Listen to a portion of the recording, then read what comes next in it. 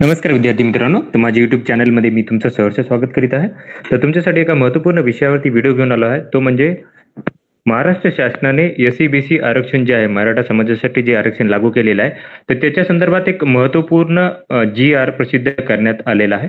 तर त्याची तुम्हाला माहिती देणार आहे मी, की तो काय जी-आर आहे, सगळी माहिती तुम्हाला देणार आहे.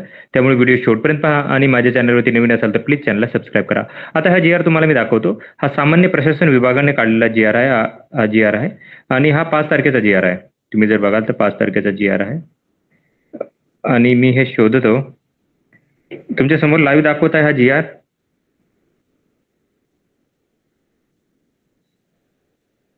आता हा जी-आर जो आहे सामान्य प्रशासन विभागाचा महाराष्ट्र राज्यातील सामाजिक आणि शैक्षणिकदृष्ट्या मागासवर्गीय आरक्षण अधिनियम 2024च्या अंमलबजावणी संदर्भात जात प्रमाणपत्र आणि नॉन क्रिमिनल संदर्भात हे सूचना आहेत. तर बघा हे काय आहे बघूयात आपण. आता व्यवस्थित सांगत आहे मी, व्यवस्थित ऐकून घ्या काय ते. तर जी-आरची ही जी आहे ती काय की महाराष्ट्र राज्यातील सामाजिक आणि सामाजिक व शैक्षणिकदृष्ट्या मागासवर्गीय आरक्षण अधिनियम जे आहे 2024 च्या अंमलबजावणी दरम्यान अनुषंगाने द्यावयाचे जात प्रमाणपत्र, नॉन क्रिमिनल प्रमाणपत्र बाबतच्या मार्गदर्शक सूचना आहेत या. आता या सूचना ज्या कोणाकोणाला पाठवलेल्या आहेत, संदर्भ दिलेला आहे याचा सामान्य प्रशासन विभागाचे जे जी-आर आहेत 11 मार्चचा, 15 मार्चचा आणि 28 जूनचा जी-आर आहे. हे जी-आरचे संदर्भ आहेत.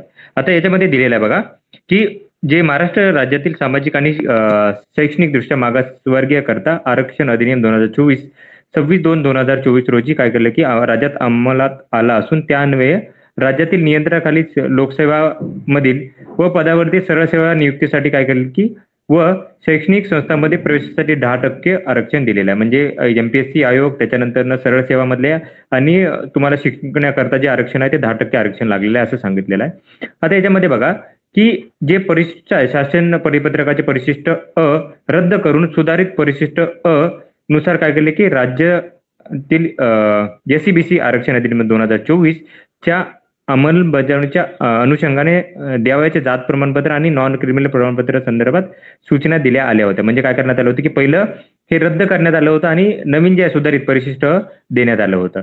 आता त्याच्यानंतर ना बघा, हा महत्वाचा मुद्दा आहे की याच्यानुसार जर सांगितलं की शासन जो संदर्भ क्रमांक 3 आहे तिथे 28/7/2024 च्या शासन परिपत्रकाद्वारे एस-सी-बी-सी आरक्षणातील उमेदवारांच्या सोयीसाठी जात प्रमाणपत्र परिशिष्ट आणि नॉन क्रिमिनल परिशिष्ट ब स्वतंत्र पद्धतीने देण्याच्या सूचना निर्गमित केल्या पाहिजे. तथापि संदर्भ क्रमांक 2 अन्वये यापूर्वी निर्गमित केलेले परिशिष्ट अ मधील जात प्रमाणपत्र आणि नॉन क्रिमिनल प्रमाणपत्र हे सदराखाली निर्गमित केलेले प्रमाणपत्र महाराष्ट्र राज्यातील एस-सी-बी-सी आरक्षणात अस्तित्वात आल्यानंतर निर्गमित झालेले असल्याने हे प्रमाणपत्र वैध राहतील. याचा अर्थ असा आहे की जरी तुम्ही मागे काढले असतील, जरी तुम्ही पहिले काढले असतील सर्टिफिकेट, तरी तुमचे वैध राहणार आहेत. म्हणजे असं नाही की तुम्हाला आता सेपरेट काढायला लागणार आहे, काही गरज नाहीये.